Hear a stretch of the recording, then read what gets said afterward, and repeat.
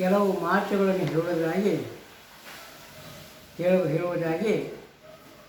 ಹೇಳುತ್ತೇನೆ.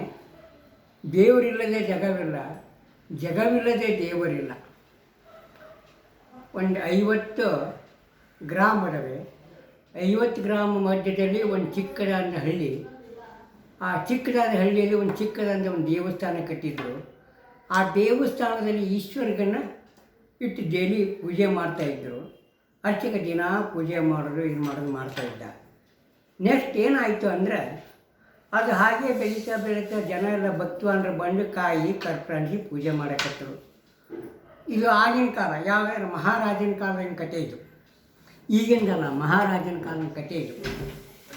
ಆವಾಗ ಅಲ್ಲೇ ಒಳ್ಳೆಯ ಹೆಸರು ಬರ್ತಾಯಿತ್ತು. ಇದು ಬೇರೆ ಆ ಹಳ್ಳಿಗೆ ಸಂಬಂಧಪಟ್ಟಂಥ ರಾಜನಿಗೆ ಈ ವಿಷಯ ಗೊತ್ತಾಯಿತು. ರಾಜ ಅಲ್ಲಿಂದ ಈ ಗಣೇಶನ ದರ್ಶನ ಮಾಡ್ಬೇಕಂತೇಳಿ ಅವನು ರಾಜ ಒಂದು ಲೇಖನಿಕ ಮೂಲಕ ಕಳಿಸ್ಕೊಟ್ಟ ದೇವಸ್ಥಾನಕ್ಕೆ.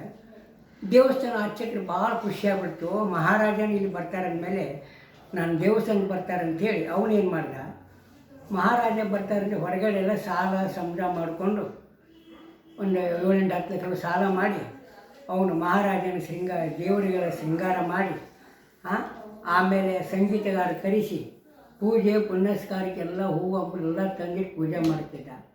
ಮಹಾರಾಜರು ಬಂದರು.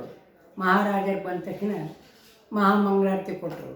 ಮಹಾಮಂಗಳಾರತಿಯಲ್ಲಿ ಅವ್ರು ಏನು ಮಾಡಿದ್ರು, ₹1 51 ಪೈಸೆ ಹಾಕಿದ್ರು ಮಹಾರಾಜ. ₹1 51 ಹಾಕಿದ ತಕ್ಷಣ ಇವ ಅರ್ಚಕರ ಮೇಲೆ ಕೆಳಗೆ ಮುಖ ನೋಡಕತ್ತ. ಏನಪ್ಪ ಇದು ಅಂತೇಳಿ ಅವು ₹1 51 ಹಾಕಿದ್ದೀನಿ ಯಾರ ಮುಂದೆ ಹೇಳೇ ಇಲ್ಲ ಅವರು. ಅದನ್ನು ಗುಪ್ತವಾಗೇ ತನ್ನಲ್ಲಿ ಮಡಿಕೊಂಡ. ಆಮೇಲೆ ಊರಿಗೆ ಡಂಗ್ರ ಸಾರಿದ.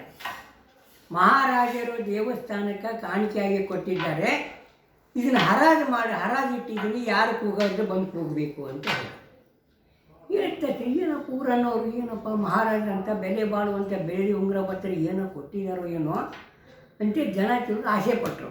ನಾ ತೊಗೊಂತೀನಿ. ಈ ವಿಷಯ ರಾಜಕ್ಕೆ ಗೊತ್ತಾಗುತ್ತೆ. ರಾಜನ ಮರ್ಯಾದೆ ಹೋದಂಗೆ ಆಗುತ್ತಲ್ಲ. ಯಾರಪ್ಪ ಪುಣ್ಯಾತ್ಮ, ನಾನು ₹1 50 ಕೊಟ್ಟಿದ್ದೆನಲ್ಲ, ಅದಕ್ಕೆ ನಾನು ಹರಾಜು ಇಡಕತ್ತಾನೆ ಅಂತೇಳಿ ಈ ರಾಜ ಅಲ್ಲಿಗೆ ಹರಾಜು ತಾನೇ ಬಂದು ಮಹಾಸ್ವಾಮಿ ನನ್ನ ತಪ್ಪಾಯ್ತಪ್ಪ, ನಾನು ತಿಳಿದು ಏನೋ ತಪ್ಪು ಮಾಡಿಬಿಟ್ಟಿನಿ, ₹1 50 ನಾನು ನೀನು ಆರತಿ ತಟ್ಟಿಗೆ ಹಾಕಿಬಿಟ್ಟಿದ್ದೀನಿ, ಅರ್ಚಕರೇ ನನ್ನ ತಪ್ಪಾತಂತೇಳಿ ನಮಸ್ಕರಿಸಿ ತನ್ನಿರ್ತಕ್ಕಂಥ ಬಂಗಾರ ಬೆಳ್ಳಿ ವಜ್ರ ಎಲ್ಲ ತಂದು ಕೊಟ್ಟು, ಆಮೇಲೆ ಅದಕ್ಕೆ ಅರ್ಚಕರು ಜಾನತನದಿಂದ ಅವ್ನು ಕರೆಸ್ಕೊಂಡ್ರು.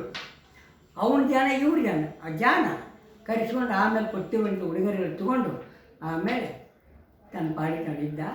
ಈ ಥರ ಕಥೆಗಳು ನಡೀತಾ ಇದ್ದಾವೆ. ರಾಜಕಾರಣ ಬಂದವರಿಗೆ ಅವರು ಏನು ಮಾಡಬೇಕಾದ್ರೂ ಕೂಡ ಅವರು ದೇವಸ್ಥಾನಕ್ಕೆ ಹೋದರೆ ಫಸ್ಟ್ ಅರ್ಚಕರು ನೋಡ್ಕೋಬೇಕು, ಅಲ್ಲಿರ್ತಕ್ಕಂಥ ಭಕ್ತರು ನೋಡ್ಕೋಬೇಕು, ದಾನ ಧರ್ಮ ಮಾಡಬೇಕು, ಒಳ್ಳೆಯದನ್ನು ಮಾಡಬೇಕು, ಕೆಟ್ಟದ್ದನ್ನು ಮಾಡಬಾರ್ದು, ಒಳ್ಳೆಯ ವಿಚಾರ ಇರಬೇಕು, ಮನಸ್ಸು ಶುದ್ಧವಾಗಿರಬೇಕು. ಒಳ್ಳೆಯ ಮನಸ್ಸಿಂದ ಮಾಡಿದರೆ ಮಾತ್ರ ದೇವರವ್ರು ಒಲಮೆ ಆಗುತ್ತೆ ಅಂತ ಹೇಳಿ ನಾನು 2 ಮಾತು ಹೇಳ್ತೀನಿ.